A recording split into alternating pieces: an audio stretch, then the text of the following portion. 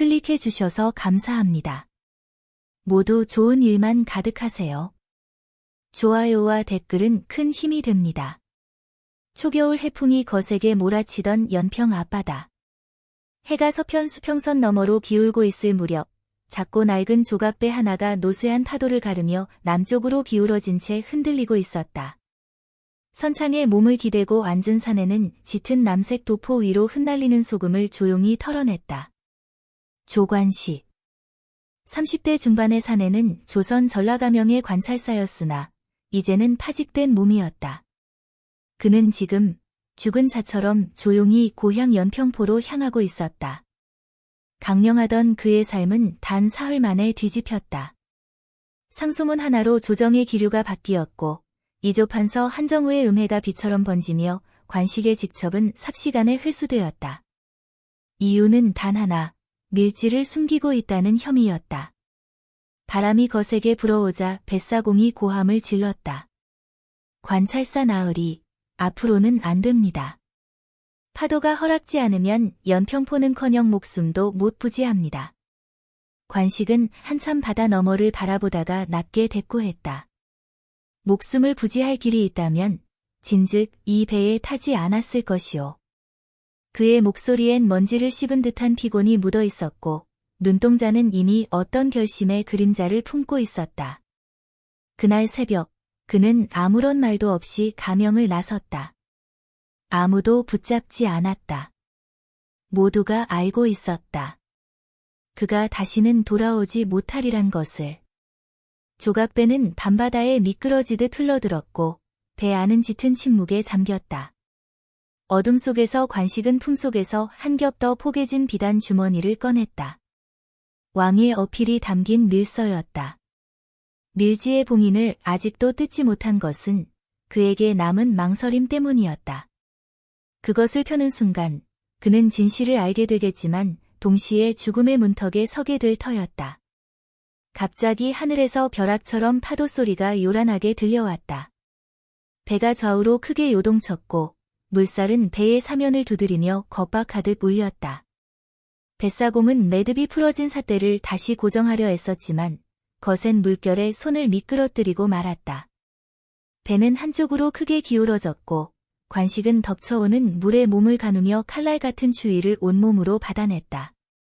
그 순간 번개가 하늘을 가르자 수평선 너머로 어렴풋이 연평포의 등불이 보였다. 흐릿한 불빛. 어린 시절 부친 이명준과 함께 장을 보러 나갔을 때 처음 본 그 항구의 불빛과 같았다. 관식은 잠시 눈을 감았다. 부친의 목소리가 들리는 듯했다. 관식아, 의란 목숨을 걸고 지켜야 하는 법이다. 그러나 그 의가 누구를 위한 것인지 먼저 헤아려야 한다. 그는 속절없이 떠올라 흐려지는 기억을 애써 밀어냈다. 그리고 다시 눈을 떴을 때 자신이 사지로 들어가고 있다는 사실만큼은 분명했다. 돌아가야 했다. 부친이 억울한 죽음을 맞이한 그곳으로. 의심과 혐오, 그리고 피로 물든 진실이 잠들어 있는 땅으로. 배가 폭우에 닿자 파도는 마지막으로 매서운 물살을 배에 쏟아붓고는 조용해졌다. 사공은 연신 이마에 땀을 훔치며 관식을 바라보았다. 이젠 정말 다시 못 뵙겠군요, 나으리.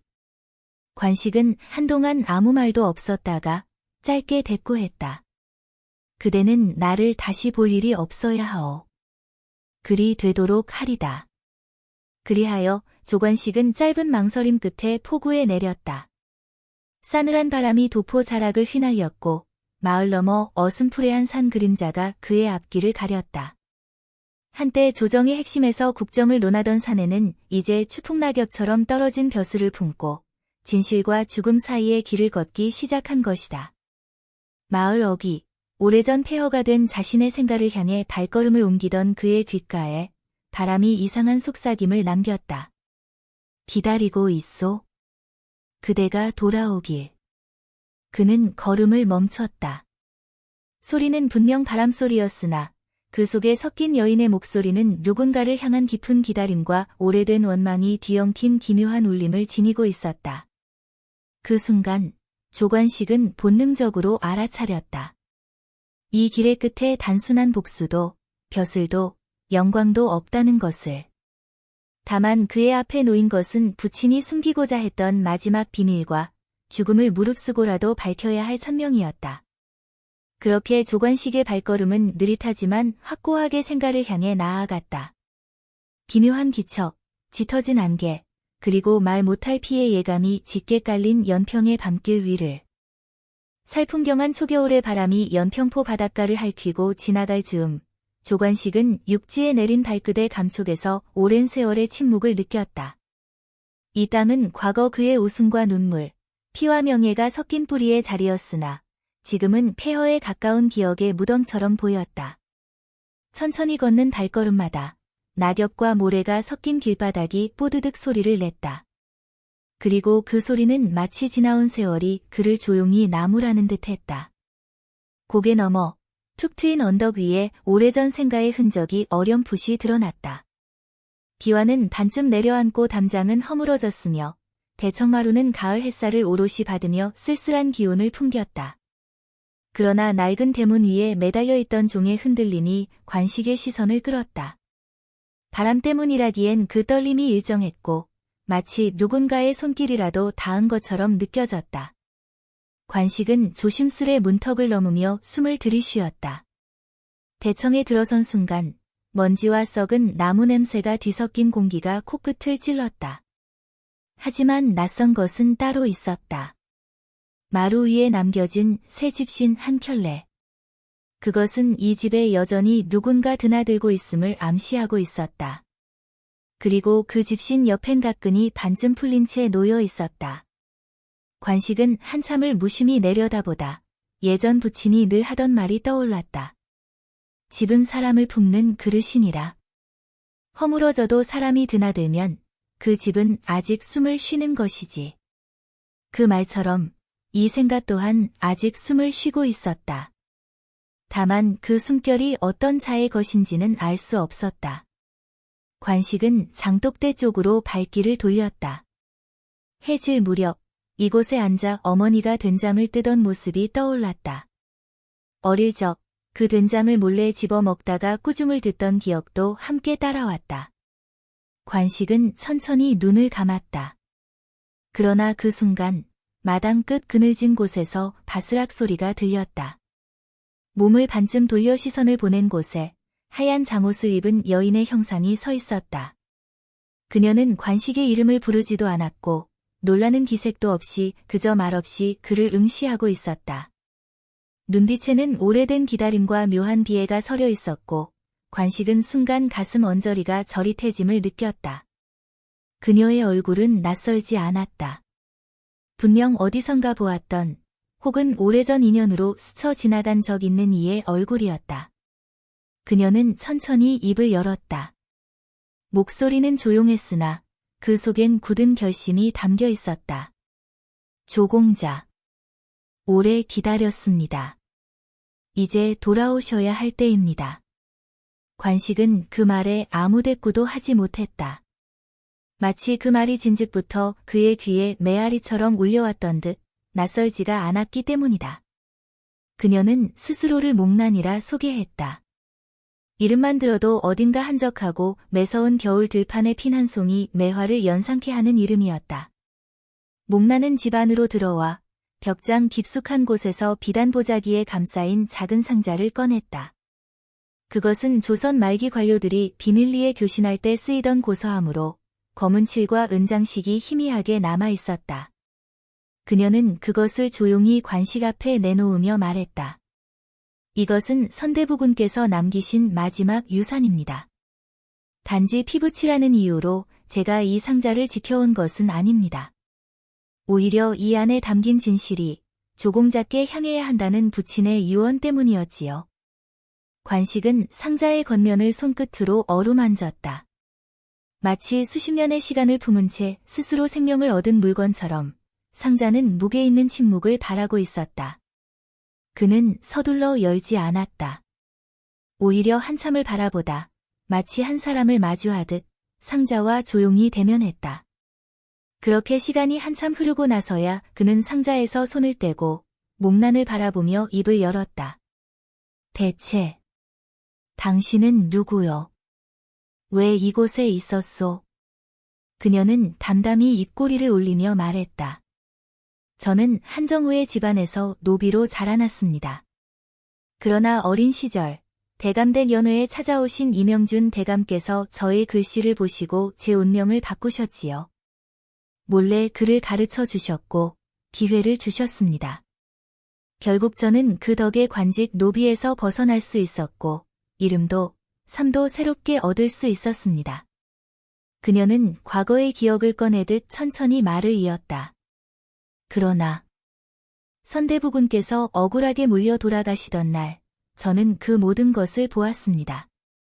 그리고 그날 이후 이 상자 하나를 지키기 위해 관찰사의 귀환을 기다리며 이 폐가에 숨어 살아왔습니다. 그녀의 말이 끝났을 때 관식의 마음속에 고요한 파문이 일었다. 누군가는 그의 몰락을 기다렸고 또 누군가는 그 몰락 속에서도 그를 향한 약속을 지켜내고 있었다. 그리고 지금 이곳에서 그 두 갈래의 시간이 마주한 것이었다. 그날 밤 관식은 생가의 낡은 온돌방에 자리를 폈다. 천장 틈새로 찬바람이 스며들었고 굴뚝이 새어 뿜는 연기 속에 부친의 마지막 모습이 어른거렸다. 침묵 속에서 그는 문득 목란이 장독대 옆에서 기도를 드리던 뒷모습을 떠올렸다. 눈발이 어깨에 내려앉는 것도 모른 채 한참을 고요히 앉아있던 그녀의 모습. 조관식은 그때 비로소 깨달았다. 이 싸움은 단지 명예를 위한 것이 아니었다. 그가 돌아온 이유는 부친의 억울함을 푸는데 그치지 않고 그 뒤에 숨겨진 조선의 어둠을 밝혀야 할 천명에 가까운 과업이었다. 그리하여 관식은 밤이 깊어가는 줄도 모르고 고서함 앞에서 다시금 부친의 음성을 되새겼다. 그리고 새벽이 오기 전 비단끈을 천천히 풀었다. 조선의 밤이 아주 천천히 흔들리기 시작했다. 해가 완전히 기울고 연평의 밤이 땅을 덮었을 즈음 조관식은 생가 뒤편 장독대 옆에 놓인 석등에 불을 붙였다. 바람결이 차가워 굴뚝 연기조차 낮게 깔리던 밤이었다. 등잔불은 기름이 닿은 듯 어른거리며 흔들렸고 어둠은 기어이 마당 깊숙이 스며들어왔다. 그 불빛 아래 관식은 손에 쥔 고서함을 조심스레 다시 감쌌다. 풀어본 내용은 명확했다. 그것은 선왕의 친필 밀서였다.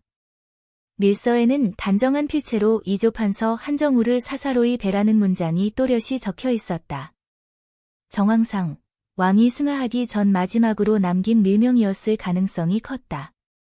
관식은 묵묵히 앉아 고개를 숙였다. 한정우는 단지 정적이 아니었다. 그 자는 관식에 붙인 이명준 대감을 국사모반의 죄목으로 참수에 이르게 한 장본인이었다. 그날의 재판은 한 줄의 기회도 허락되지 않았고 조정 대신들은 침묵으로 범한 자나 다름없었다.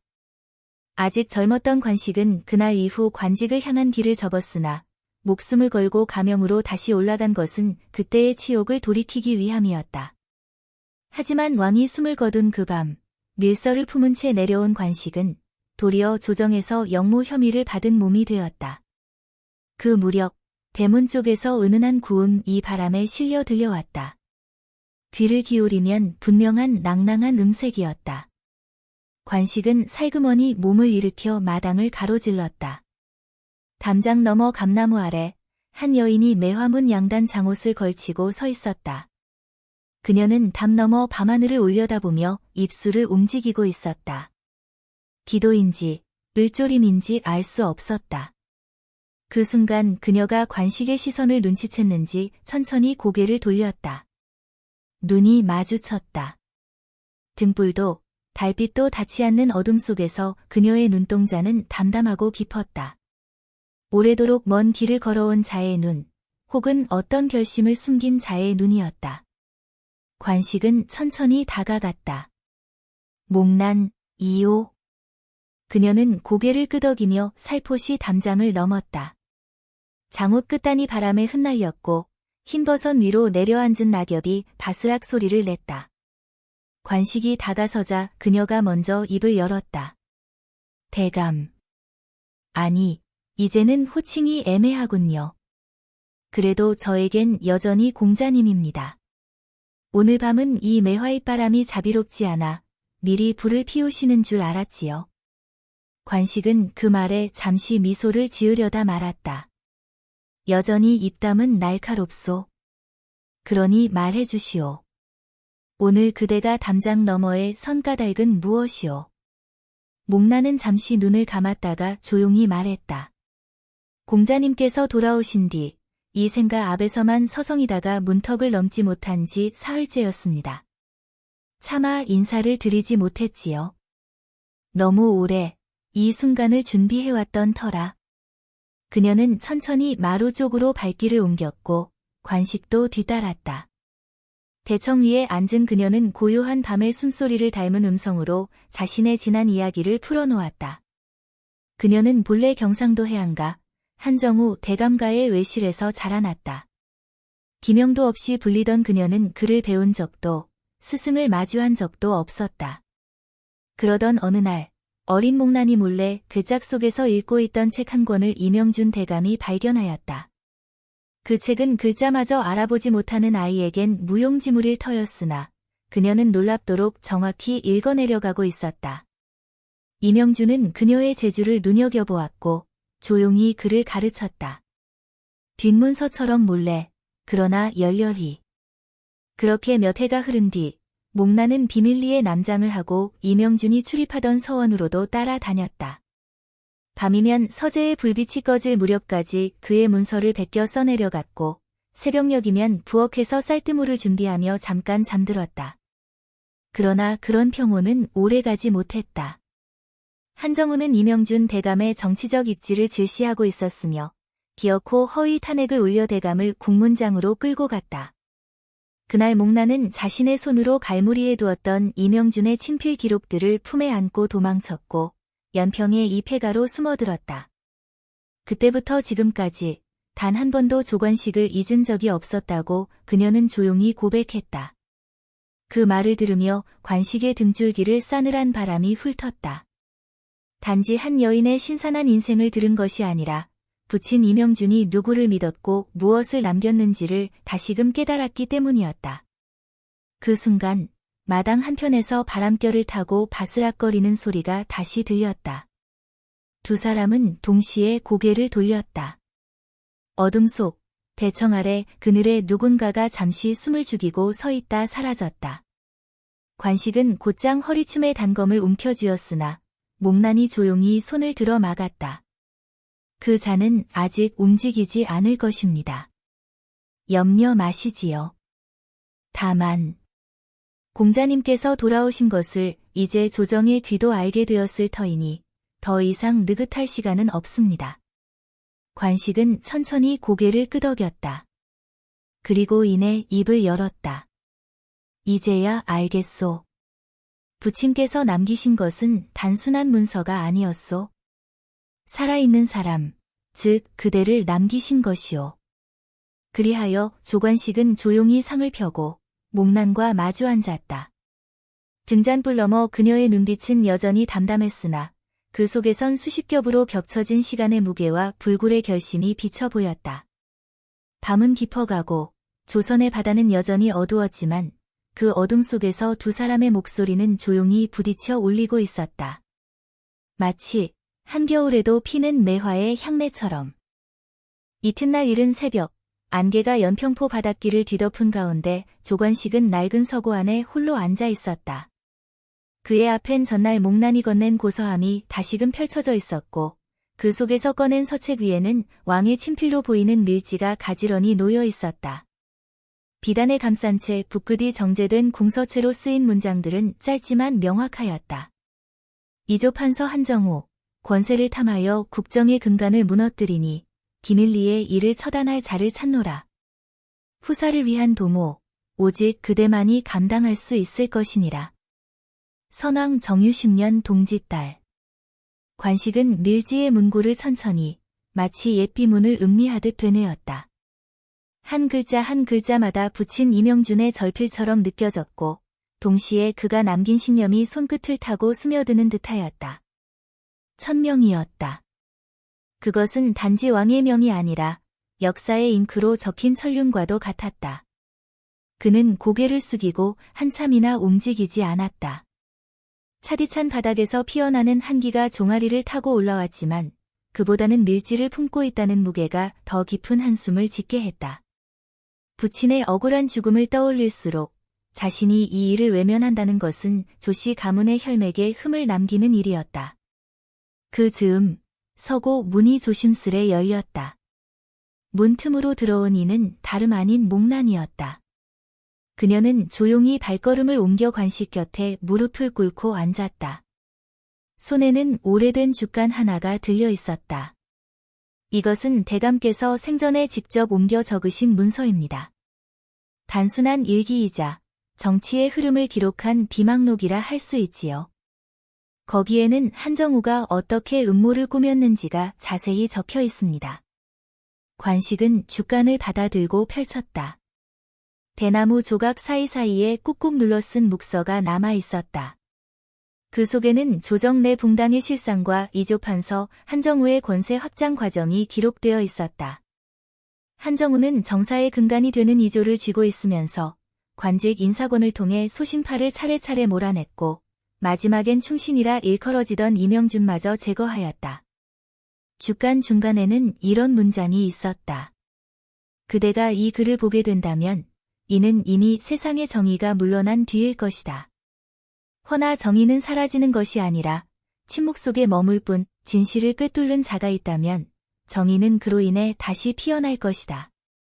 그 문장을 읽은 관식의 손끝이 미세하게 떨렸다. 진실을 마주하는 일은 늘 고통스러웠고 과거의 상처를 다시 꺼내는 일은 검은 피를 토하는 것만큼이나 괴로웠다. 하지만 그는 피하지 않았다. 부친이 남긴 뜻, 조정의 어둠을 거두려는 마지막 불씨를 이어받는 일은 그만이 감당해야 할 몫이었다. 그날 해질녘, 관식은 목란과 함께 생가 뒤편의 야산으로 향했다. 그곳은 이명준이 생전에 자주 찾던 곳으로 매화나무가 줄지어 자란 작은 묘지 언덕이었다. 부친의 무덤은 따로 조성되지 않았으나 그가 묻히길 바란 곳이라 하여 관식은 매년 이 자리에 들러 묵념을 올렸다. 관식은 고요한 언덕 위에서 서서히 입을 열었다. 부친께선 말씀이 적으신 분이셨소. 그러나 내게 늘 하시던 말씀이 있었소. 벼슬은 얻는 것이 아니라 짊어지는 것이며 벼슬아치란 무거운 돌을 등에 진 채 강을 건너는 자라 하셨지. 허나 지금 조정에는 그 돌을 남의 등에 올리고 제 혼자 배 타고 강을 건너려는 자들이 넘쳐나고 있소. 그 말에 목란은 조용히 고개를 끄덕였다. 대감께서 생전에 가장 두려워하셨던 것은 백성이 정사를 믿지 않게 되는 날이 오는 것이었습니다. 혼란은 외적보다도 안에서 시작되는 법이니까요. 바람이 매화가지 사이로 흘러 지나가며 잎사귀 하나를 땅에 내려앉혔다. 그 모습은 마치 눈물 한 방울이 흘러내리듯 고요하고 정제된 듯 보였다. 관식은 그 자리에 무릎을 꿇고 손을 모았다. 오래된 기억 속 부친과 함께 말없이 바다를 바라보던 어느 겨울날이 떠올랐다. 그날도 이렇게 찬바람이 부는 날이었고 이명준은 긴 말 없이 그저 멀리 선을 그은 듯한 수평선을 가리켰다. 저 선 너머에는 늘 진실이 숨어 있다. 보이는 것이 다가 아니고 들리는 것이 전부가 아니다. 그러나 진실은 언젠가 반드시 떠오른다. 그는 그 말을 평생 잊지 않았고 이제는 그 말을 실천할 시간이 왔다는 것을 느꼈다. 밤이 깊어지자 두 사람은 서서히 생가로 돌아왔다. 문지방에 앉은 노파 주모가 그들을 기다리고 있었다. 그녀는 오래전 관식의 어머니가 돌아가신 후에도 이 집을 종종 드나들며 손을 보아주던 이였다. 손에는 가마솥에 갓 지은 따끈한 누룽지와 마른 명태 한 토막이 들려 있었다. 이젠 귀신이 아니라 사람의 온기가 돌아왔으니 이 집도 한시름 놓았겠지요. 공자 어르신, 밤을 새우면 병이 되니 속이나 좀 데우시구려. 관식은 노파에게 깊이 머리 숙여 감사를 표했다. 그리하여 그는 그날 밤 등잔 아래서 마른 명태를 한 점 입에 넣고 오래도록 눈을 감지 못하였다. 진실이란 매서운 겨울 물처럼 차가우나 그 물을 마주할 용기를 품은 자에게는 한 줄기 봄이 깃들리라. 관식은 그 밤 부친이 그에게 남긴 마지막 의지를 등에 업고 조용히 결심의 끈을 조여갔다. 조선의 겨울은 길었고 진실은 아직 눈 속에 묻혀 있었으나 그가 걸어갈 길은 더 이상 흔들리지 않았다.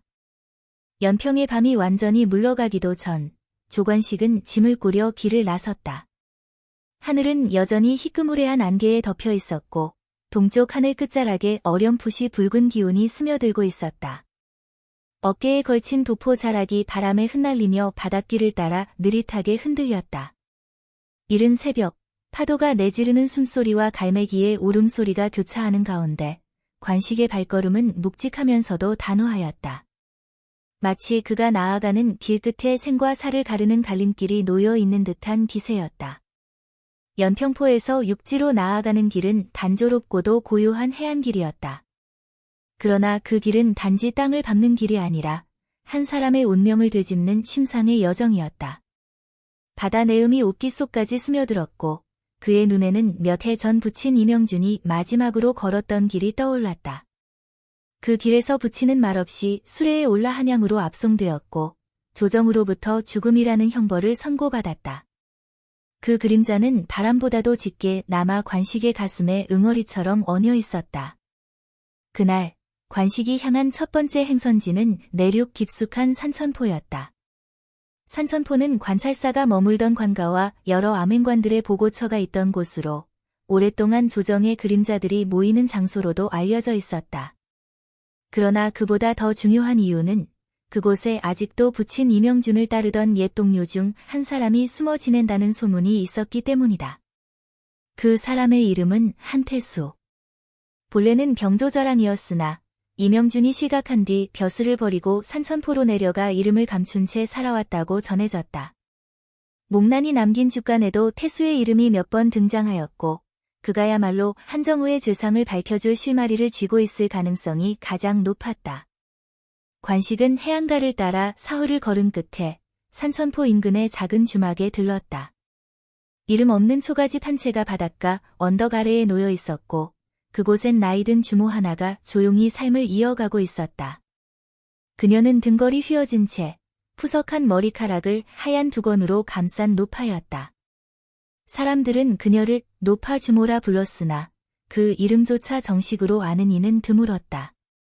관식은 따끈한 술 한 사발과 함께 낡은 등불 아래 앉아 조심스레 입을 열었다.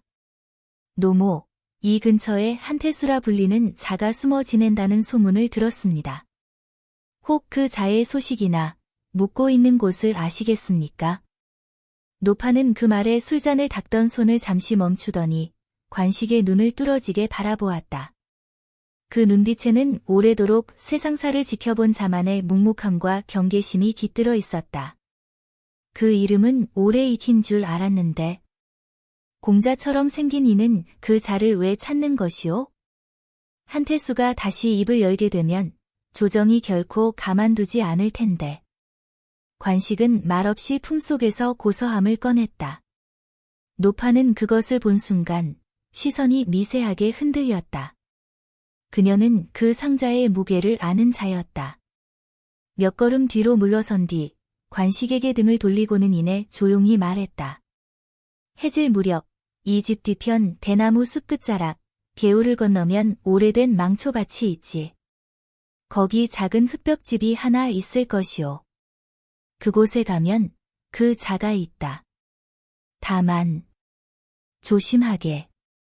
그 자는 이제 사람보다 짐승처럼 숨어 사는 사내이니 불쑥 다가가면 제 목숨보다 말을 아낄 것이오.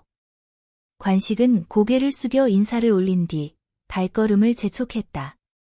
주모가 말한 방향으로 나아가니 대숲이 짙어지며 어둠이 길을 막는 듯하였다.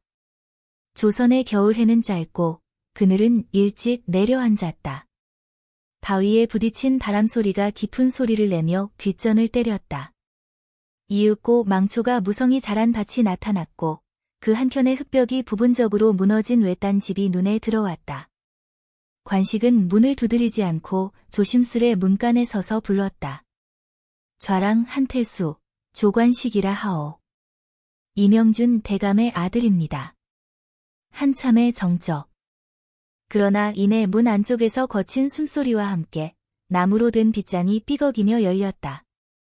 그 문틈 사이로 얼굴을 내민 이는 더는 관직자의 풍모가 남지 않은 초췌한 사내였다.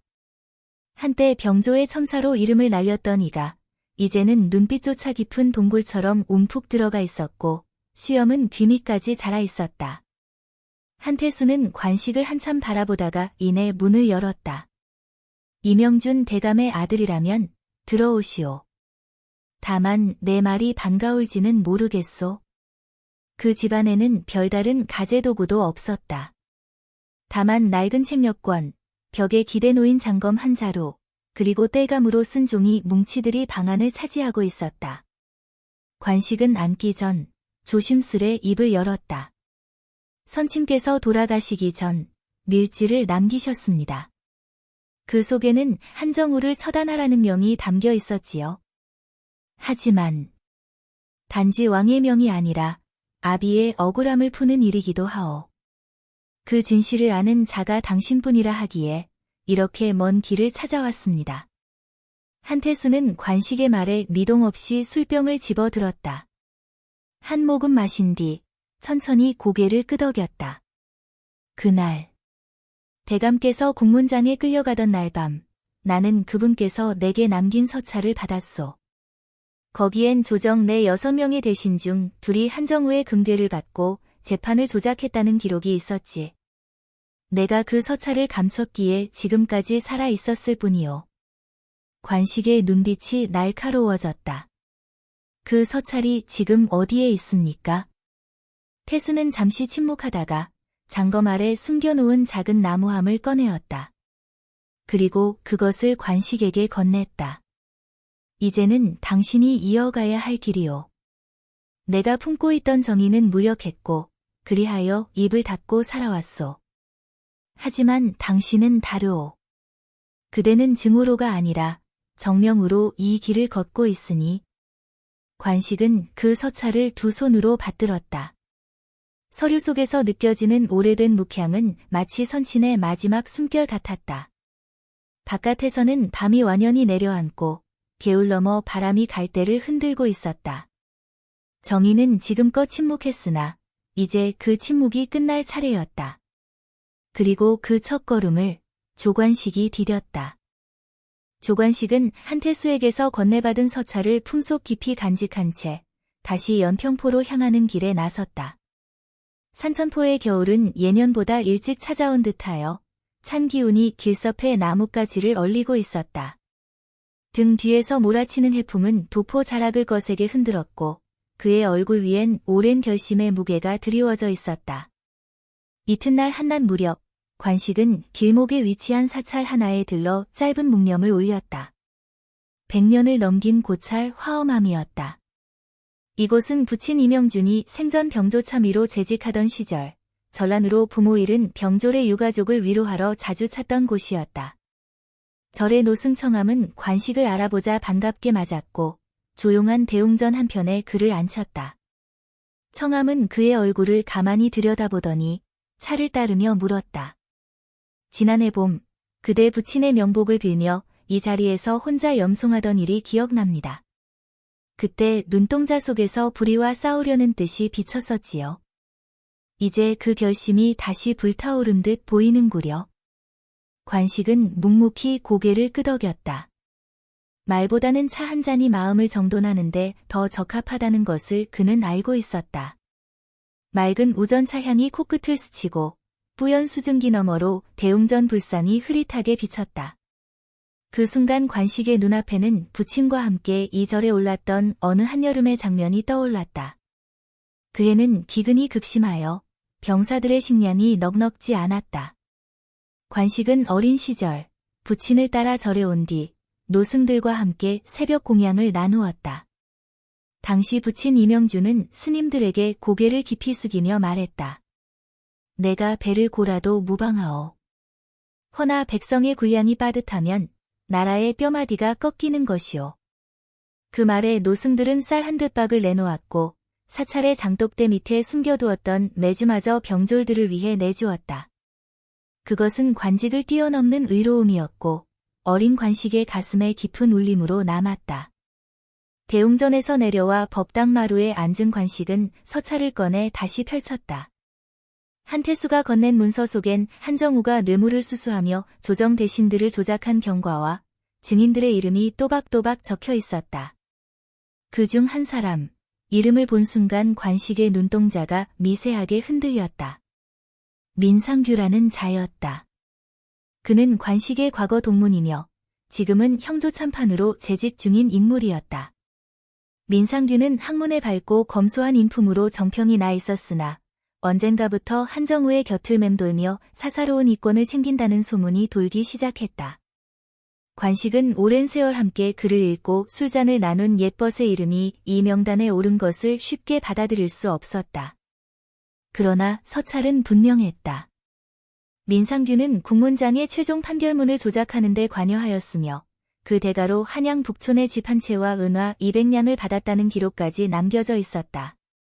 관식은 사찰을 떠나며 청암에게 물었다. 스님, 만약 오래된 벗이 칼날의 끝에 서 있다면 어떻게 하시겠습니까? 청암은 한참을 뜸들이다 조용히 대답하였다. 번이라 하여도 외를 거스른 자라면 그 인연은 이미 가뭇없이 쓰러진 것이라 보아야 하오. 인연은 피부치로 시작되지만 신념으로 이어지는 법이니. 그 말은 관식의 가슴 깊은 곳에 스며들었다. 그는 바람에 잎이 흩날리는 절 언덕길을 내려가며 다가올 조우를 예감하고 있었다. 그날 저녁, 관식은 한양으로 들어섰다. 예전 같았으면 관찰사의 호위 무사들과 함께 행렬을 이뤘을 관문 입성이었으나 이번엔 그저 장삼자백이 하나로 보일 행색이었다. 흰색 도포 위에 검은 갓을 눌러쓴 채 그는 북촌의 오래된 골목을 따라 민상규의 집으로 향하였다. 집 앞엔 커다란 매화나무 한 그루가 어둠 속에서도 뚜렷이 그림자를 들이오고 있었고 문간에 걸린 붉은 등불 하나가 미세하게 흔들리고 있었다. 관식은 문지방을 살짝 두드린 뒤 문이 열리기를 기다렸다. 문이 열리자 중년의 사내가 얼굴을 내밀었다. 수염을 가지런히 다듬은 그 모습엔 고요함이 깃들어 있었고 관식을 보자 순간 눈매가 좁아졌다. 관식이 아닌가? 나는 그대가 다시는 이 길로 오지 않으리라 여겼네. 관식은 그 말에 답하지 않고 고요한 눈빛으로 말했다. 다시 보게 될 줄은 나도 몰랐소. 허나 이 만남이 우연이라면 나의 길도 어그러졌을 것이오. 나는 의문을 풀러왔고 당신은 그 해답의 문 앞에 서 있소. 민상규는 한참을 침묵한 뒤 문을 활짝 열어젖혔다. 집안엔 차가운 공기만이 감돌았고 벽에는 조용한 서첩들이 정갈이 꽂혀 있었다. 관식은 상위에 서찰을 꺼내 놓았고 민상규는 그것을 물끄러미 바라보았다. 그대의 부친은 좋은 분이셨다. 나는 그날 밤 글 한 줄 바꿨을 뿐이라 믿었다. 허나 그 글줄이 한 사람의 생을 송두리째 꺾을 줄은 몰랐었지. 관식은 시선을 거두지 않은 채 말했다. 그 글줄 하나가 1000명을 왜곡했소. 그리고 이제 그 1000명이 그대를 시험하러 온 것이오. 민상규는 깊은 한숨을 내쉬고 방 안 어두운 곳으로 시선을 돌렸다. 그의 어깨는 무겁게 처져 있었고 손끝은 보이지 않게 떨리고 있었다. 그러나 그는 아무 말도 하지 않았다. 조용한 침묵 속에서 양쪽의 정의가 비틀린 채 마주보고 있었다. 그날 밤 조관식은 한양의 바람찬 거리로 다시 나섰다. 매화가지 위로 눈송이가 흩날리기 시작했고 언젠가 매화가 피는 날 이 진실이 세상에 드러날 것이라는 예감이 그를 감쌌다. 조정의 어둠은 길었으나 관식은 끝끝내 등불을 들고 그 어둠을 향해 걸어가고 있었다. 조관식은 새벽녘 매화가지에 내려앉은 눈송이를 잠시 바라보다가 조용히 북촌의 골목을 빠져나왔다. 밤새 그와 민상규 사이를 흐르던 침묵은 단순한 대화의 부재가 아니라 신념과 죄책이 부딪힌 여운이었다. 민상규는 끝내 입을 열지 않았으나 그 침묵 속에는 허물과 회한이 묻어 있었고 관식은 그것만으로도 다음 걸음을 내디딜 충분한 결심을 얻은 셈이었다. 한양을 벗어나며 그는 다시 서쪽으로 향하였다. 다음 목적지는 개성 인근에 있는 중림서당이었다. 그곳은 관식의 스승이자 선친 이명준과도 학맥을 함께했던 노유 송재 선생이 학문을 가르치던 곳이었다. 서찰에 적힌 또 다른 인물, 이성학이라는 이름을 따라가기 위함이었다. 이성학은 지금은 한직으로 밀려나 외직에 있던 옛내금이 장교였으나 젊은 시절에는 송재 선생의 문화에서 함께 수학하던 문인 중 한 사람이었다. 겨울의 한복판, 중림서당을 향한 길은 산자락을 따라 굽이졌고 얼어붙은 논바닥과 바람에 시린 고갯마루가 이어졌다. 눈발이 흩날리다 그치기를 반복하는 가운데 관식은 천천히 말을 끌고 걸었다. 말이 어지간히 지쳐 걸음을 늦출 때쯤 대나무 숲 저편으로 낮은 기와지붕이 보였다. 서당의 목책에는 사풍을 막기 위해 집단이 덧대어져 있었고 툇마루엔 아이들의 집신이 가지런히 놓여 있었다. 관식이 마당에 들어서자 서당 안에서는 선생의 훈도 소리가 은근히 울려나왔다. 자자는 언지어야요. 서자는 심지화야니라. 그 음성은 늙고 쉰 듯하면서도 문장의 기운은 조금도 흐트러지지 않았다. 관식은 잠시 마당에 서서 그 훈도를 들었다. 이윽고 수업이 끝나자 어린 학생들이 툇마루로 쏟아져 나와 관식을 경계 어린 눈빛으로 바라보았다. 그때 송재 선생이 나무 문을 밀고 나와 관식을 바라보며 천천히 다가왔다. 이게 누구인가? 관식이 아니더냐. 내 얼굴에서 내 부친의 기계가 또렷이 보이는구나. 관식은 두 손을 모아 공손히 절을 올렸다. 선생님, 오랜만에 뵙습니다.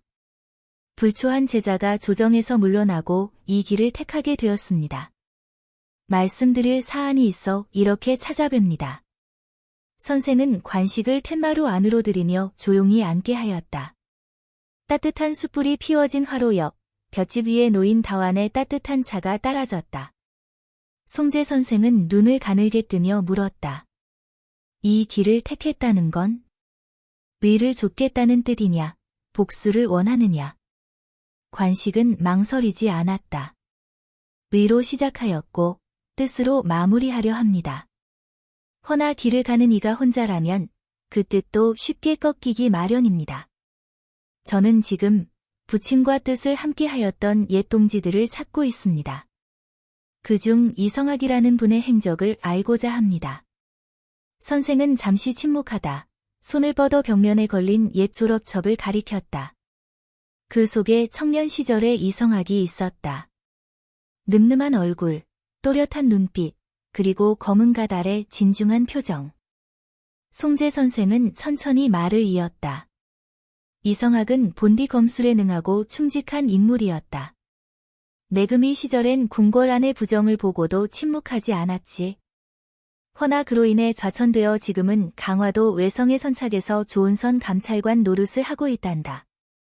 남은 양심 하나 붙들고 흙탕물 속에서 몸을 구기고 있지.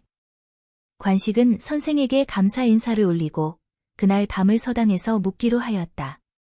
어린 학동들과 함께 나눈 저녁은 소박했으나 정갈했고 저녁 불빛 아래 선생은 아이들에게 설총과 최치원의 이야기를 들려주었다. 어릴 적 관식 역시 그 자리에서 똑같은 이야기를 들으며 나라를 다스릴 그에 대한 꿈을 품었던 기억이 되살아났다. 그날 밤 그는 서당 뒤편 우물가에서 잠시 별을 올려다보았다. 하늘은 구름 한 점 없이 맑았고 별빛은 차갑고도 투명했다. 부친이 생전에 늘 하던 말이 귓가에 울렸다. 의로운 사람은 별과도 같다.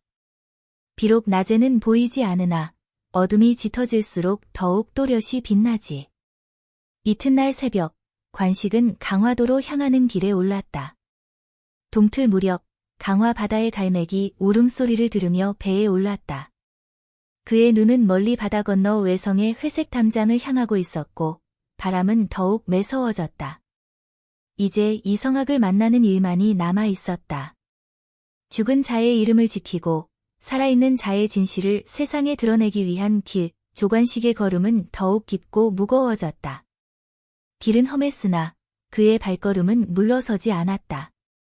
죄를 덮으려는 자들은 많았고 입을 닫은 이들도 있었지만 관식은 별빛처럼 어둠 속에서도 묵묵히 길을 찾고 있었다. 강화도 외성으로 향하는 조관식의 길은 바닷바람 속에 잠겨 있었다. 이른 새벽, 그는 뱃전에 손을 얹은 채 동해로 떠오르는 태양을 바라보았다. 해무 너머로 낮게 깔린 붉은 햇살은 짙은 회색의 구름을 천천히 밀어내고 있었고 갯벌 위를 지나던 갈매기 떼의 울음소리는 그 무렵의 정적을 더욱 선명하게 만들었다. 그는 이번 여정의 종착점이 결코 물리적인 땅끝이 아니라 부친의 뜻이 묻힌 진실의 문턱이라는 사실을 알고 있었다. 강화 외성의 초입은 바닷가를 따라 동쪽으로 길게 뻗어 있었다. 성벽박가된 좋은 선을 정박시키는 작은 나루터가 있었고 그곳에는 짙은 회색의 외투를 걸친 선비 하나가 조용히 바다를 바라보며 서 있었다. 그가 바로 조관식이 찾는 이성학이었다.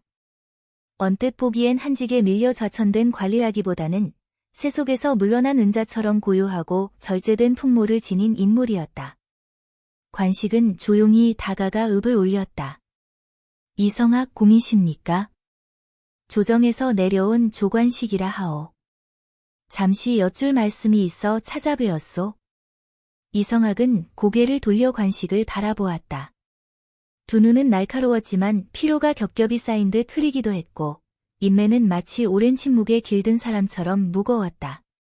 그는 한참 동안 조관식을 가만히 바라보다가 고개를 끄덕였다. 그대가 명준공의 아들인가? 얼굴에서 선친의 그림자가 스치더니 말씨까지도 그분을 닮았구려. 관식은 바위에 앉기를 권한 이성학의 손짓에 따라 두 사람은 바닷가의 큰 갯돌 위에 마주 앉았다. 바람은 더욱 거세졌고 두 선비의 도포 자락은 바람결에 펄럭이며 마치 과거와 현재가 교차하는 듯한 형상을 만들었다. 듣자 하니 그대가 조정의 어명을 받아 이 일의 내막을 밝히려 한다고 하더군. 허나 내가 가진 말들이 그대에게 어떤 도움이 될지는 모르겠소. 나는 이미 그날의 진실과 함께 세상의 등불을 끄고 사는 사람일 뿐이요. 관식은 조용히 품에서 서찰을 꺼냈다. 서찰의 모서리는 이미 여러 차례 접혔고 글자에 획마저 달아 있었다. 이성학은 그것을 받아들고 오랜 시간 가만히 응시하다가 결국 말을 이었다. 그날 밤 나는 내금이 소속 장교로서 중공전 주변의 경계를 맡고 있었소. 그 무력 상감께서 몸이 위중하시다는 소문은 궁중을 떠돌고 있었지만 실상은 더 심각하였지. 어떤 이는 중전마마께서 상감의 명을 받들어 정사를 대리하고 있다고도 하였고 어떤 이는 병상 옆에 새로운 조약 문서가 준비되어 있다고도 하였소. 그의 목소리는 낮았지만 흔들림이 없었다. 관식은 그의 말 하나하나를 놓치지 않기 위해 조용히 귀를 기울였다. 내가 본 것은 상감의 침전에 몰래 드나들던 두 사람의 그림자였소. 하나는 지금의 영의정 한정우요. 다른 하나는 바로 그대의 부친 이명준공이었소. 허나 두 사람은 전혀 다른 이유로 그곳에 있었지. 이명준공은 상감의 밀지를 품고 계셨고 한정우는 그것을 가로채기 위해 움직였소. 관식의 숨이 깊어졌다. 그는 알고 싶었던 그 밤의 진상이 점차 드러나고 있음을 느꼈다. 이성학은 고개를 떨구고 바다를 바라보며 말을 이었다. 그 밤 이후 이명준공은 조정에서 밀려났고 얼마 지나지 않아 의문의 사고로 생을 마감하셨소. 나는 아무 말도 하지 못했지. 내 입은 닫혔고 내 검은 녹슬었소. 다만 그날 밤 상감의 어필이 담긴 문서 한 장을 지닌 사내가 궁을 빠져나가는 것을 보았소. 그가 바로 한정우였는지는 확신할 수 없었으나 다음 날 그 문서가 조정에서 사라졌다는 것을 알게 되었소. 관식은 그 말에 더는 질문을 던지지 않았다. 대신 그는 손끝을 꽉 쥐며 하늘을 올려다보았다. 해는 어느새 중천으로 치닫고 있었고 외성의 담장은 먼지 낀 시대의 유산처럼 무겁게 그 자리에 서 있었다. 이성학은 관식을 바라보며 조용히 말을 이었다.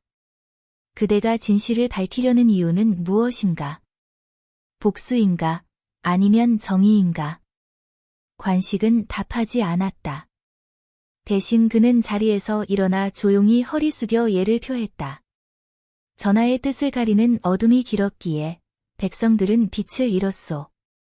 저 또한 이름 하나를 위해 이 길을 걷는 것이 아니오. 예의 끈을 놓치지 않기 위해 이 걸음을 계속하고자 할 뿐이오. 이성학은 말없이 관식을 바라보다가 마침내 조용히 고개를 끄덕였다. 그리고 손을 뻗어 품속에서 오래된 노책 한 권을 꺼냈다. 표지는 해졌고 실마저 풀려 있었다. 그는 그것을 관식에게 건넸다. 이 안에 내가 본 것과 들은 것, 그리고 말하지 못했던 것들을 적어두었소. 허나 그 글들이 진실을 증명할 수 있을지는 결국 그대를 믿는 사람들의 선택에 달려 있을 것이오. 관식은 책을 받아들고 천천히 안았다.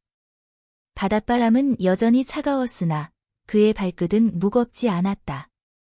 외성에서의 진실이 다시 한양으로 향하는 걸음을 재촉하는 듯했다. 조관식은 이제 더욱 깊은 어둠 속으로 걸어들 준비가 되어 있었다. 그리고 그 어둠 너머 아버지의 죽음이 의미하는 모든 것을 온전히 세상에 드러낼 날을 기약하고 있었다. 조관식은 이성학이 전해준 노책을 품속에 간직한 채 다시 한양을 향해 걸음을 옮겼다. 초겨울의 아침은 차디차고 매섭기까지 하였다. 대숲 사이를 지나는 바람은 그의 도포 소매를 슬쩍여 내켜질듯 흔들었고 발끝에 묻은 흙먼지는 지나간 시간을 기운처럼 품고 있었다.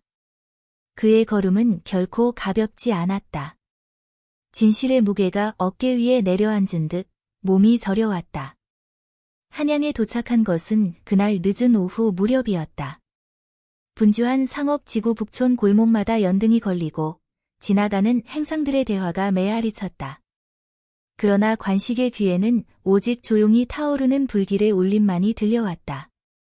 그 불길을 지피는 것은 과연 진실을 더욱 밝혀낼 수 있을까?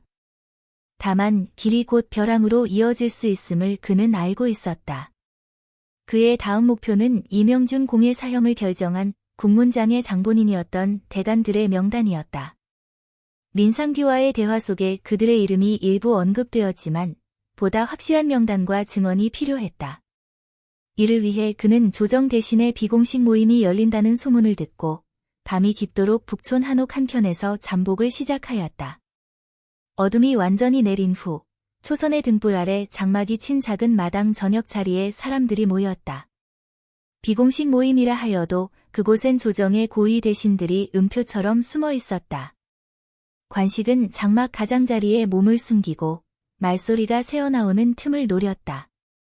술잔이 오가고 관계만이 꽃피는 자리였다. 한정우가 그간 전국을 홀로 좌우했다는 말을 들었네.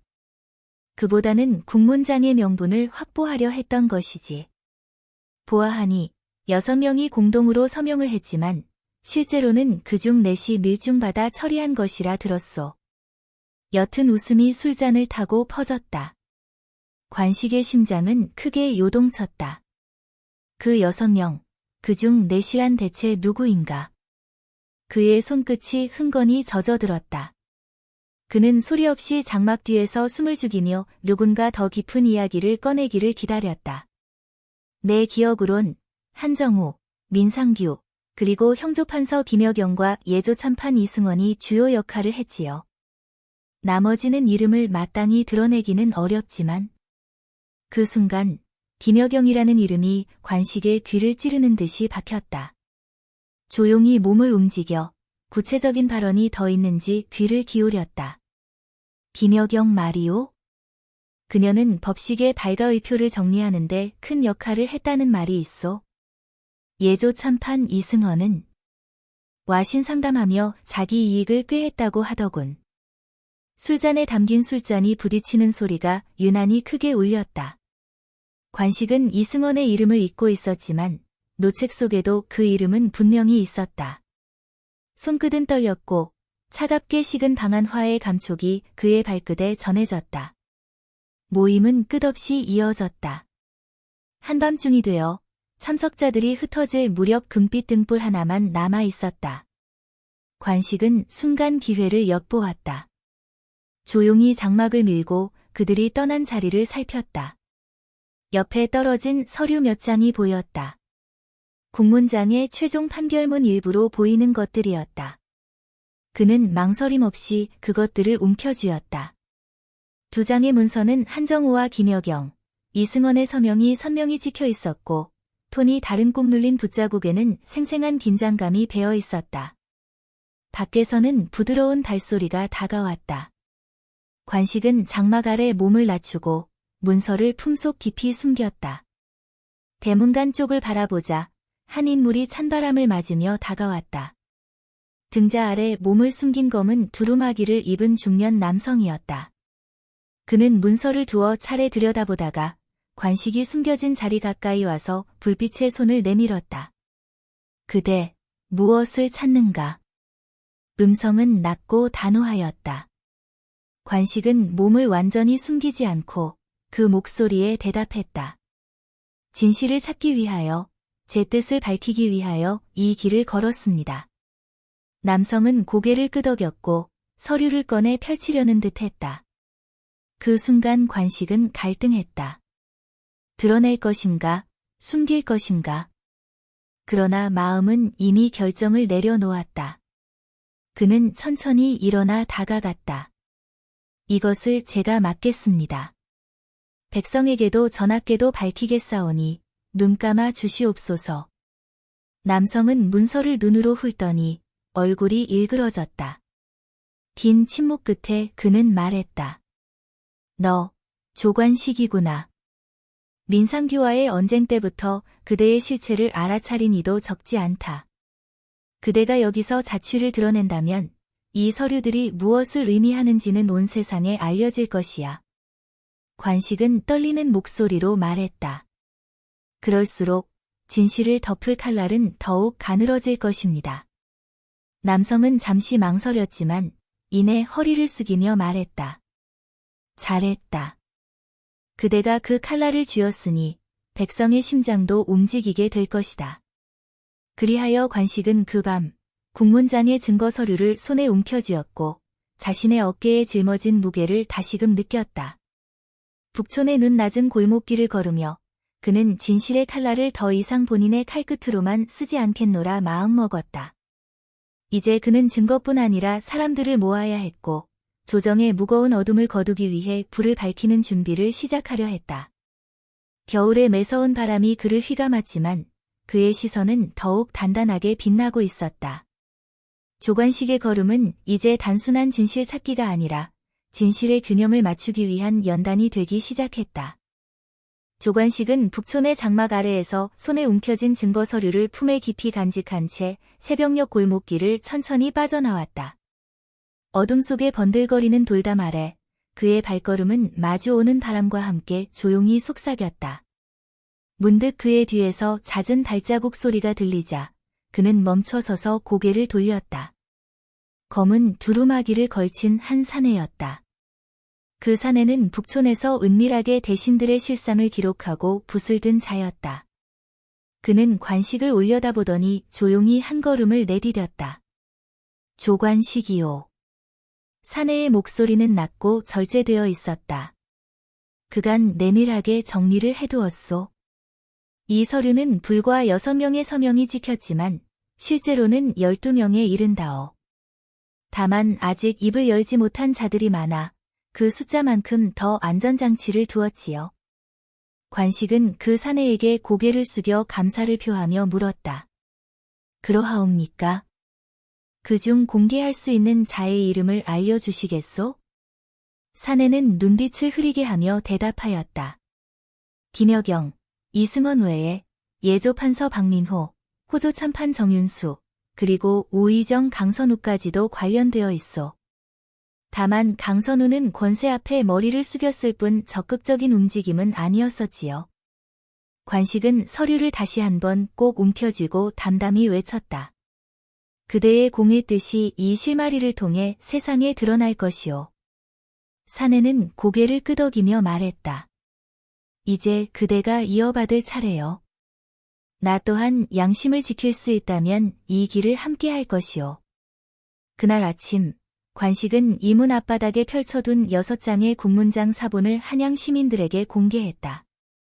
사람들은 처음엔 얼어붙은 눈빛으로 이를 바라보았지만 곧 분노와 슬픔, 조정의 불의를 향한 비난으로 목소리를 높였다. 관식은 그 모습을 멀리서 지켜보며 한편으로는 자신의 몸이 떨리는 것을 느꼈다. 그러나 그 떨림은 두려움이 아니라 오랜 침묵을 깨뜨린 진실의 울림이었다. 한편 북촌 골목에서는 김여경, 이승원, 정윤수 등 관련 대신들이 몰래 모여 긴급 회동을 열었다. 그들은 속삭이듯 말하며 대책을 논의했다. 김여경의 얼굴에는 조심스러운 걱정이 섞여 있었고 이승원은 굳은 얼굴로 술잔을 비추었다. 정윤수와 강선우도 그 옆에 섰다. 이렇게 공개된다면 우리의 관직은 물론 목숨이 위태롭소. 김여경의 목소리는 떨렸지만 그의 눈빛은 흐트러지지 않았다. 그러하오. 그러나 이미 백성의 입에 오르내리는 것을 보면 숨기는 것은 무의미하오. 이승원이 고개를 저으며 대답했다. 강선우는 두 손을 모으며 말했다. 내가 권세에 기대었음은 사실이지만 직접 움직인 바는 없소. 이 진실 앞에서 물러서야 한다면 기꺼이 그 무게를 지겠소. 사이에 정윤수가 고개를 숙이며 속삭였다. 그러나 상황은 여전히 유리하지 않소. 우리는 결국 조정의 판단에 맡기지 않을 수 없소. 관식의 이름이 밑바닥에서부터 불의한 권세를 향한 저항의 상징으로 떠오르던 그때 한양성에는 겨울을 재촉하는 눈발이 흩날리기 시작했다. 북촌의 등불 아래 진실을 밝히려는 자와 진실을 감추고자 하는 자의 숨결이 얼음처럼 맞닿았다. 그날 낮 조관식은 경연당 앞마당에서 조정 대신 앞에서 직접 목소리를 높였다. 백성의 이름으로, 진실의 이름으로 그는 조용히 그러나 단호하게 외쳤다. 하늘이 내린 어명이냐, 권세가 만든 위증이냐를 가릴 것이옵니다. 우리가 조정이라 한다면 그 이름이 거짓 위에 세워져서는 아니 될 것입니다. 대간의 비도는 오롯이 국민의 것이며 진실을 가릴 수는 없습니다. 조정 대신들은 순간 숨을 죽였지만 곧 맞대간인 홍서원이 조관식을 바라보며 천천히 고개를 끄덕였다. 그리고 조정 안에 숨겨진 어둠을 밝히기 위한 논의가 조용히 시작되었다. 한양의 겨울바람은 여전히 매서웠으나 조관식의 목소리가 울리는 그 순간만큼은 봄이 시작되는 듯했다. 그의 걸음은 이제 더 이상 혼자의 여정이 아니었다. 백성의 뜻과 함께 진실의 불꽃을 지닌 이들의 연대를 이끌어 나아갈 불씨가 움트고 있었다. 겨울 비 같은 눈보라가 내린 다음 날 한양은 고요 속에 얼어붙은 듯했다. 조관식은 북촌 한옥 골목 끝 작은 서고에서 김여경과 이승헌, 정윤수 등이 참석하는 비공식 간담회 자리를 마련했다. 이곳은 낮 동안 장서들이 정돈된 서고였기에 조용하고 풍악 깨달음의 공간처럼 느껴졌다.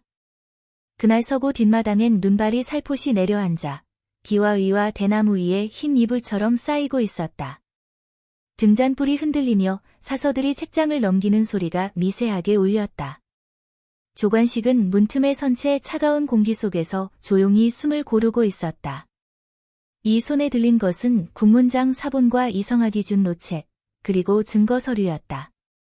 그가 들어서자 김여경이 선진 의로 자리에서 일어났다. 그녀의 얼굴은 평소의 단정함 대신 어두운 시간 속에 내면의 갈등을 드러내고 있었다. 조관식 군, 이렇게 오신 뜻이 무엇인지 궁금합니다. 그녀의 목소리에 담긴 떨림은 이 자리에 들어온 진실이라는 칼끝이 자신을 겨누었다는 사실을 드러내는 듯했다. 관식은 고개를 숙이며 답했다. 진실은 사람을 위한 것이라 믿습니다. 오늘 이 자리에 모인 분들도 그 진실 앞에 용기를 내주시길 간절히 바라는 마음입니다. 김여경은 잠시 시선을 떨구더니 천천히 침을 삼켰다. 곧 그녀는 고개를 들어 관식을 향해 말했다. 내가 이국의 글자를 조작한 사실은 부정할 수 없습니다. 그러나 그때의 판단이 조정을 위한 것이었음을, 그리고 무엇보다 민생이 혼란에 휩싸이는 것을 피하려 했다는 점을 변명하고 싶습니다. 이승헌과 정윤수도 각자의 입장을 밝히기 시작했다. 모든 이들이 공통적으로 강조한 것은 국정 안정이었다. 그러나 조관식은 그 말을 가만히 들으며 겨울 햇살처럼 냉철하고 잔잔하게 그들에게 말했다. 안정이란 이름으로 진실을 덮는 것은 언젠가 더 큰 균열을 낳을 것입니다. 진정으로 백성과 조정을 보호하고자 한다면 그 뜻을 품고서라도 진실 앞에 나아야 하지 않겠습니까? 그 순간 조용하던 서고안이 떨리는 듯 흔들렸다. 외부에서 들려온 목소리였다. 홍서원 대간이 방으로 들어왔다.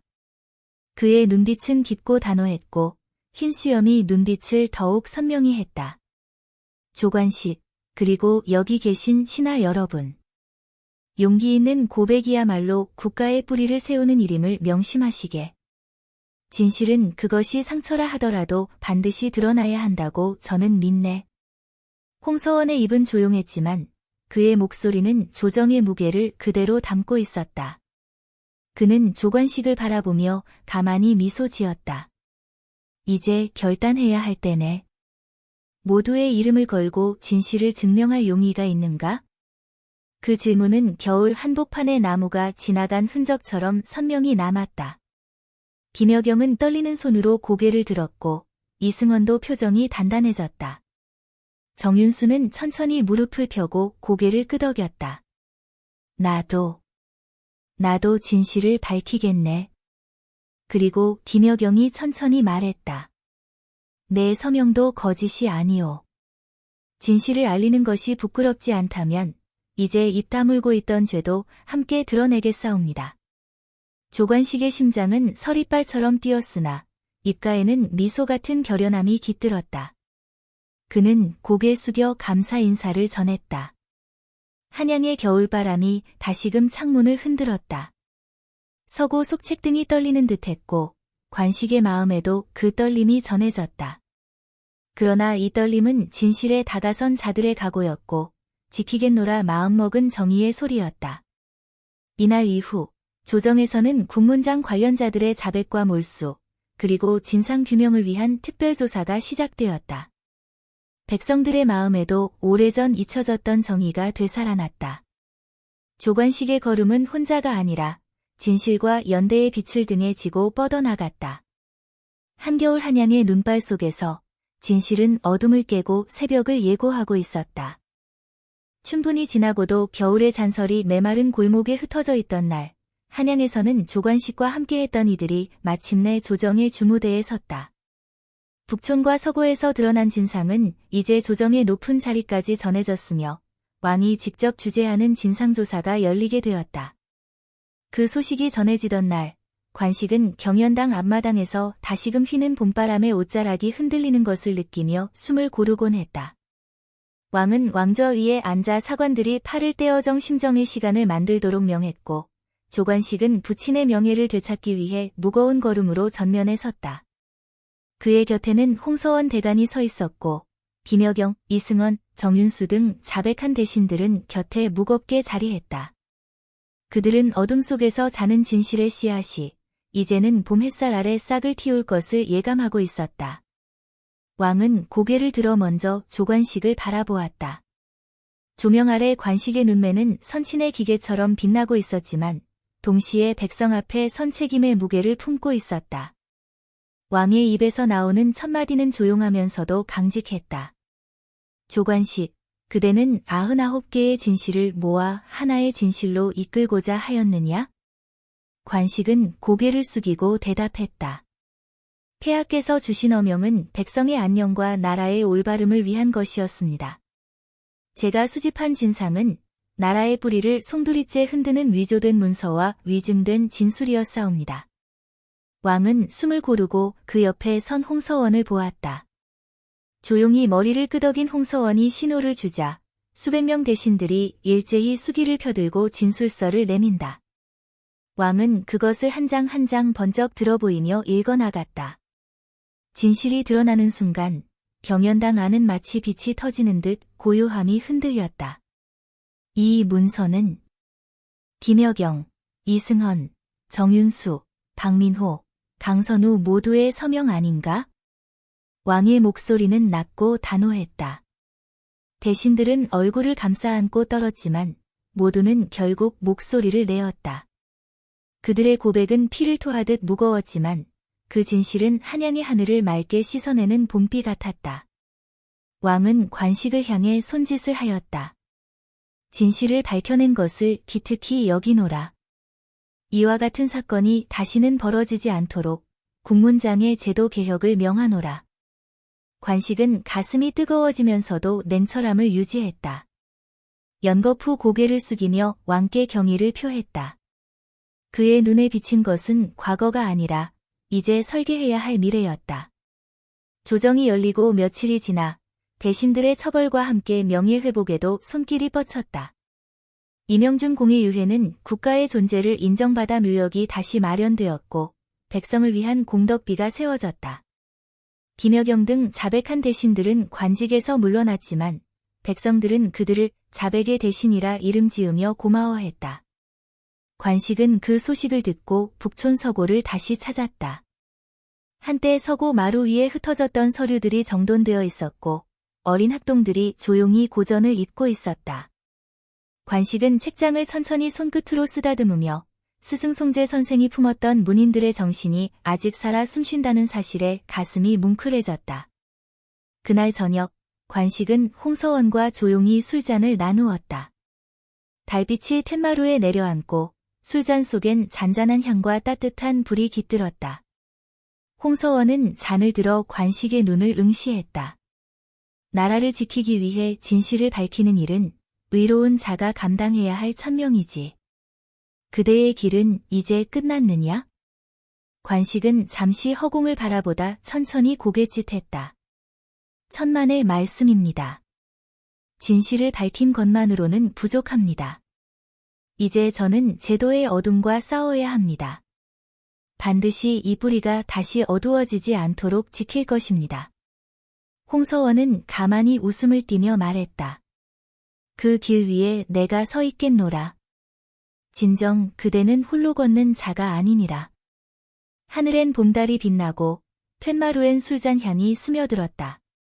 조관식은 자신이 백성들과 맺은 의리, 조정과 맺은 신뢰, 그리고 하늘 앞에 맺은 맹세를 다시 가슴에 새겼다.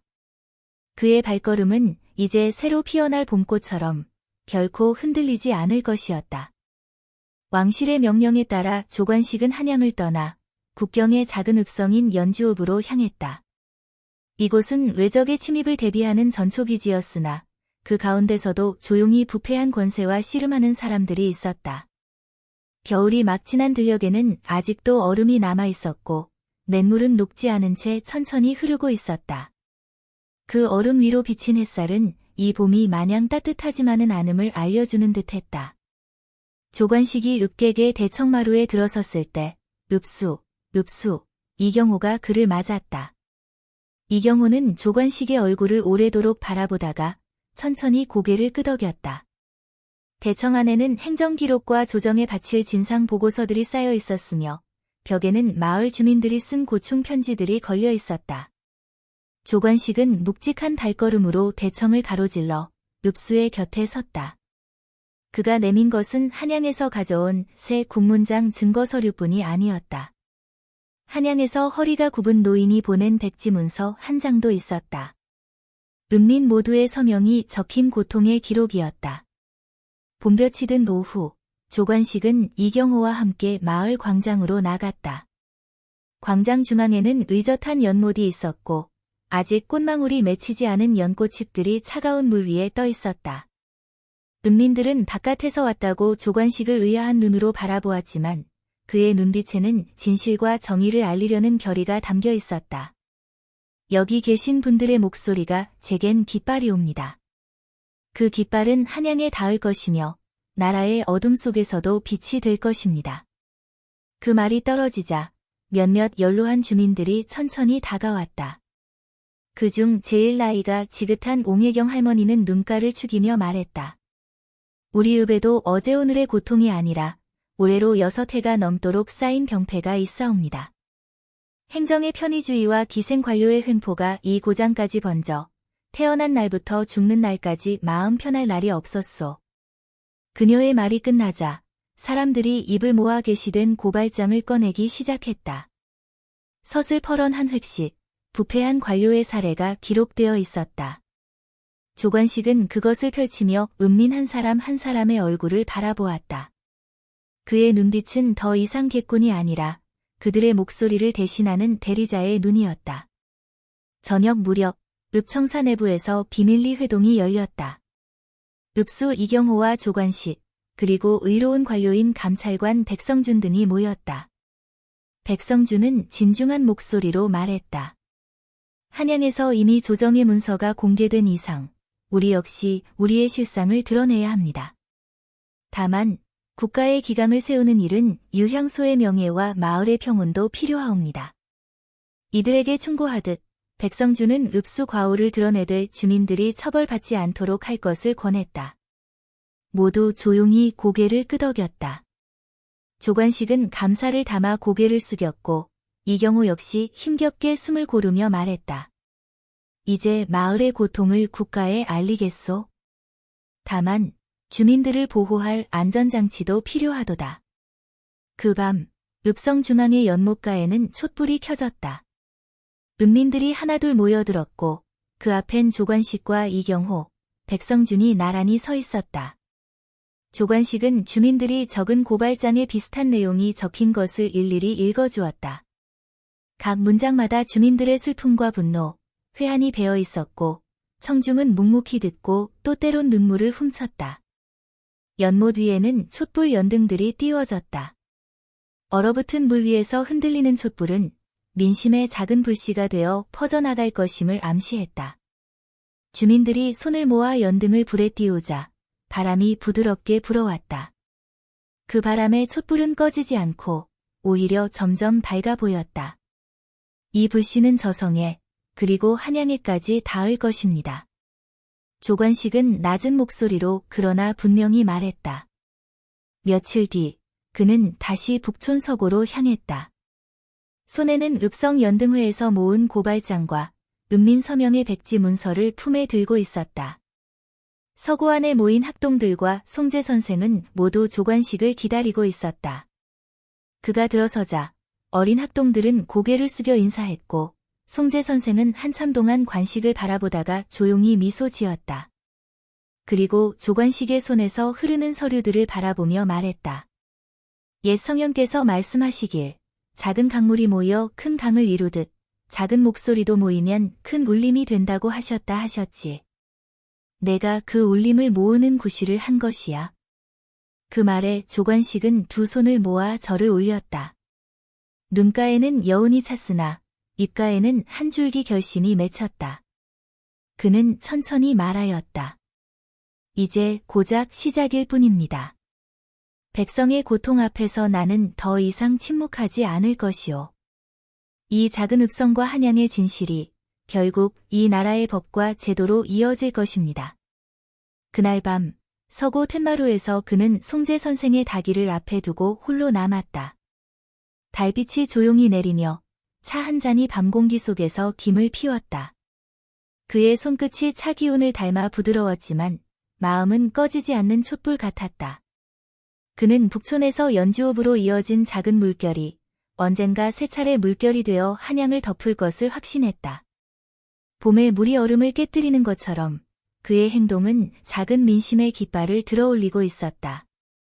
이제 남은 것은 그 깃발이 이 나라 곳곳에 울려 퍼지는 일이었다. 초여름의 햇살이 한양 성곽 위로 부드럽게 내려앉던 날, 조관식은 다시금 경연당 앞마당에 섰다. 북촌 서고와 연지읍을 오가며 모아온 고발장과 민심의 기록이 두툼한 바인더가 되어 그의 손에 쥐어져 있었다. 땀방울이 이마를 따라 흘렀지만 그의 눈빛은 맑고 선명했다. 진실을 끌어내는 그의 걸음은 흩어졌던 백성의 목소리를 모아 정제된 문서로 만드는 장엄한 의례처럼 보였다. 병연당 옆 회랑을 따라 조관식은 천천히 신하들을 맞이했다. 그 자리에는 국왕을 보필하는 대신들과 대간, 사헌부, 사간원 인사들이 자리를 메우고 있었다. 문화가 깃든 정각 안은 이윽고 긴장으로 숨죽였다. 관식은 낮은 목소리로 전언했다. 오늘 저는 한양과 연주, 그리고 북촌에서 모은 목소리를 바칩니다. 이는 단순한 개인의 분노나 원한이 아니라 국가를 위한 회초리이자 백성을 위한 구원의 도구입니다. 그가 펼쳐놓은 문서는 빽빽한 붓글씨로 채워져 있었고 각 장마다 서명의 줄이 줄지어 있었다. 얼굴 모르는 백성들이 입을 맞추다시피 모은 진술들은 왕실과 권력의 균열이 얼마나 깊은지를 여실히 전하고 있었다. 숨소리가 맥이 끊긴 듯 고요해졌다. 왕은 눈을 감고 그 문서들을 천천히 넘겼다. 붓끝의 실제감과 현장의 울림, 그것이 바로 조관식이 모아온 민심이었다. 그러고는 조용히 입을 열었다. 이제 진정한 개혁의 때가 되었음을 알리노라. 이 문서들이 논의만으로 끝나지 않고 법으로 살아 움직일 수 있기를 바라노라. 홍서원 대간이 낮게 무릎을 꿇었다. 그 옆에 선 김여경, 이승헌, 정윤수도 함께하였다.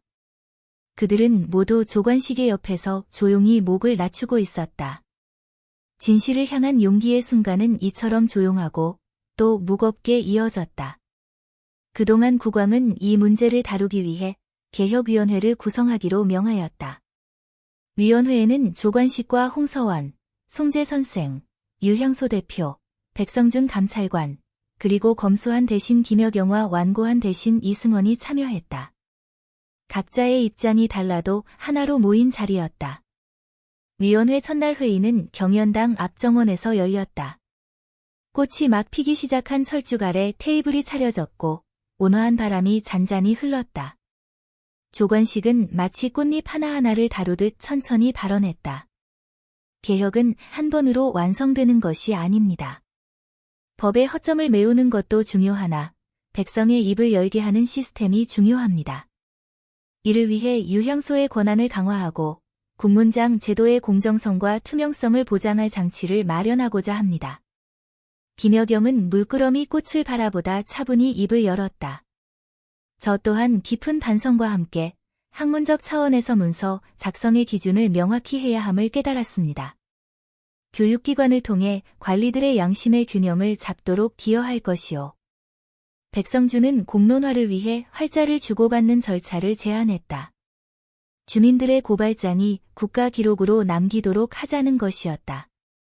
지위와 신분을 떠나 누구든 억울한 사건을 정식으로 제출할 수 있는 창구였다. 회의는 해질 무렵까지 이어졌다. 열띤 논쟁 속에서도 서로의 지위를 뛰어넘은 연대가 빛났다. 마지막으로 홍서원은 조관식을 바라보았다. 진실을 향한 걸음은 결코 고독한 길이 아니네. 나도, 우리 모두가 함께 하겠네. 조관식은 정원 끝으로 향했다. 등 뒤에는 하나둘씩 동료들이 이어졌다. 그가 발을 내디디는 한 걸음마다 진실의 문은 조금씩 벌어지고 있었다. 작은 일상의 변화. 개혁위원회의 결의는 곧 구체적인 정책으로 이어졌다. 북촌 서고에는 관리들이 아닌 민간학자들이 교체되어 학문적 검증이 이루어졌고 읍성과 진천 고을에는 주민들의 진술을 기록할 공식 창구가 생겼다. 유향소 회의에는 평민, 상민의 대표도 포함되어 백성의 목소리가 직접 도정에 전달되게 되었다. 조관식은 그 변화의 중심에 있었다. 그는 자신이 모아온 자료들을 전국 고을로 배포하고 수많은 학자들과 만나며 법의식을 일깨웠다. 초가집들에서 동네 할머니들에게도 직접 나아가 억울함을 듣고 그것이 법정에 전달될 수 있도록 정성껏 기록하곤 했다. 그의 손끝은 부시지만 마음은 백성의 가슴을 담은 그릇이었다. 아픔의 눈물이 기쁨으로. 어느 여름밤, 연주읍에서 조관식은 촛불 아래 마주 앉은 고령의 노인, 김다로 어르신의 손을 잡았다. 그는 억울하게 징발당한 논을 찾아달라는 부탁을 전했다. 조관식은 흔들림 없는 눈빛으로 말했다. 그 빨랫가에 묻은 땅을 당신에게 돌려드리겠습니다. 며칠 후 관념위원회는 해당 사건을 공식 조사하고 김다로 어르신의 땅은 되돌아갔다. 그러나 더 큰 기쁨은 그의 눈가에서 흘러내린 투박한 눈물이었다.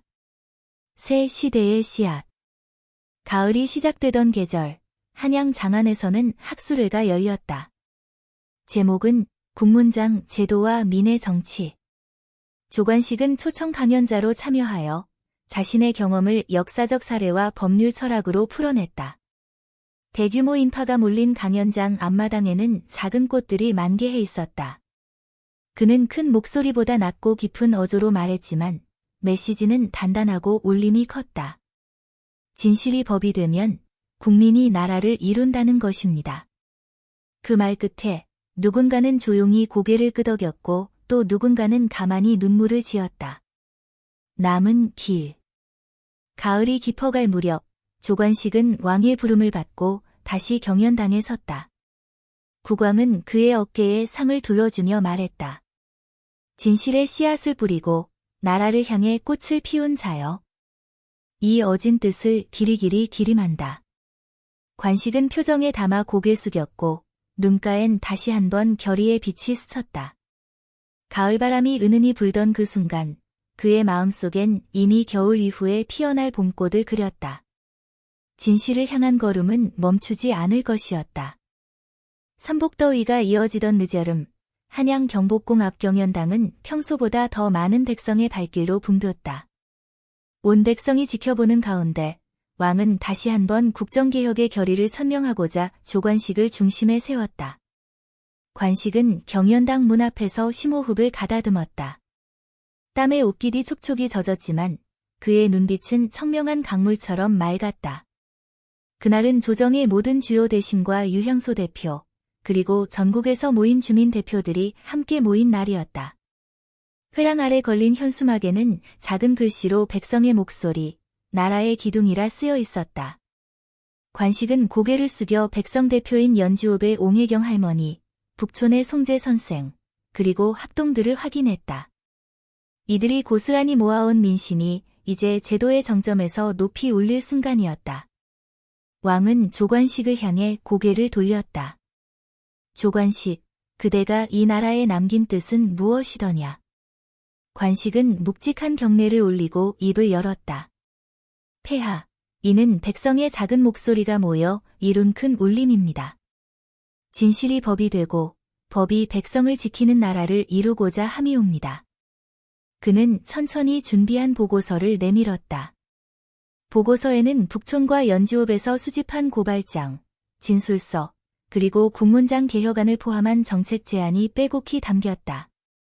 각 장마다 주민과 사학자, 관료들이 손으로 직접 붓글씨를 써넣은 흔적이 역력했다. 왕은 여유 있게 보고서를 펼쳐보며 조용히 목소리를 높였다. 이제부터 이 개혁안은 조정의 법식에 따라 처리되며 이를 통해 백성의 억울함이 다시는 묻히지 않도록 할 것이다. 홍서원 대간이 참석자들 앞에 나서며 덧붙였다. 오늘 이 자리는 결코 끝이 아닙니다. 진실이 살아 움직일 수 있도록 우리 모두가 지키고 다듬어야 합니다. 이어 송재 선생은 학동들을 향해 돌아서며 말씀했다. 그대들이 기록한 백성의 목소리가 바로 이 나라의 역사이며 나중에는 훌륭한 교훈으로 남을 것이네. 학동들은 떨리는 눈으로 고개를 끄덕였다. 어린 얼굴에도 정의의 무게가 실린 듯 했다. 한양의 늦여름 한낮 햇살이 고루 비춰져 경연당의 긴 그림자를 더욱 길게 늘렸다. 그날 밤 경연당 앞 안뜰에는 작은 잔치가 열렸다. 관식과 그의 동료들, 백성 대표들이 모여 음식을 나누었다. 북촌에서 온 떡을 입에 물고 연주읍에서 온 나물 한 접시를 곁들이려는 순간 옹혜경 할머니가 조관식을 향해 손을 내밀었다. 이 나라가 진정 백성의 나라가 되려면 하늘 아래 그 누구도 억울함 없이 살 수 있어야 하옵니다. 그 길을 밝혀주시니 감사할 뿐입니다. 관식은 살짝 고개를 숙였고 그의 목소리는 잔잔했지만 깊은 감사를 담았다.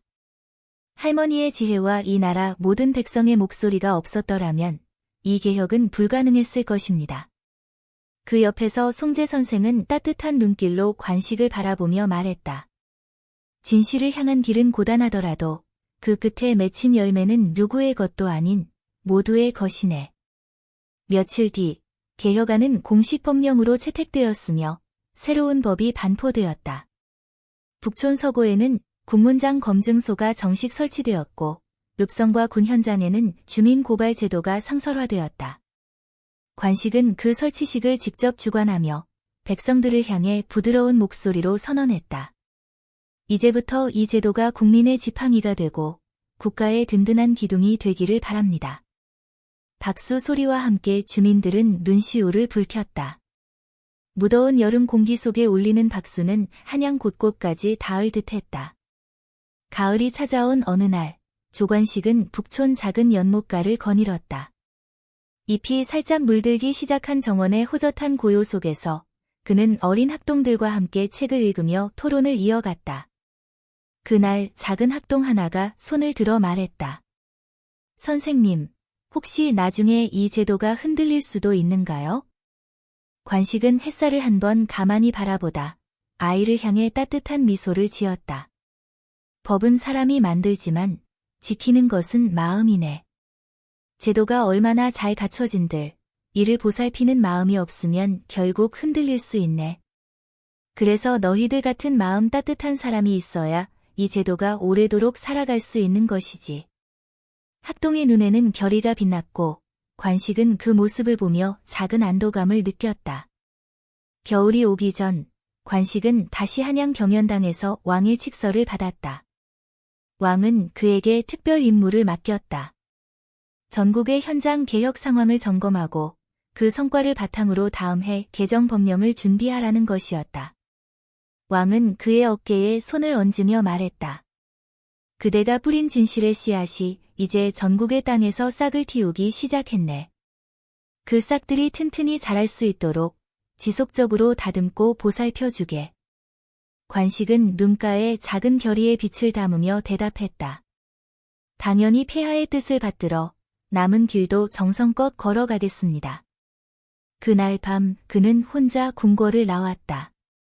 겨울 달빛이 얼어붙은 골목을 은은히 비추고 있었고 그의 마음속에는 여전히 따뜻한 봄의 온기가 남아 있었다. 그는 발걸음을 북촌 서고로 돌렸다.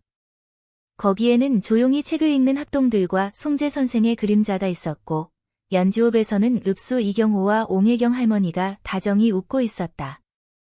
조관식은 조용히 깊은 숨을 들이켰다. 어둠 속에서도 그의 걸음은 부드러웠다. 그리고 그의 마음속에는 또 한 번 피어날 봄꽃을 위한 준비가 조용히 시작되고 있었다. 이 이야기는 운명 앞에서도 선택과 헌신이 어떤 길을 만드는지, 그리고 진실이 법이 되어 백성의 일상을 지키는 힘이 무엇인지 묻습니다. 여러분은 이 여정에 공감하시는지요?